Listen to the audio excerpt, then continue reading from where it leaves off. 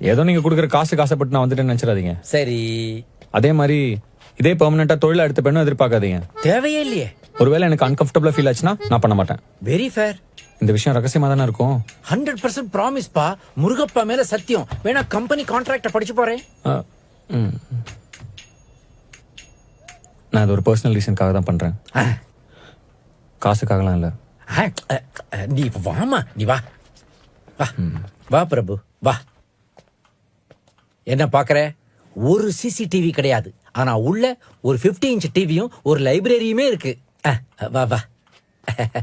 நீ பண்ண போறது உதவி கிடையாது, இது ஒரு சேவை.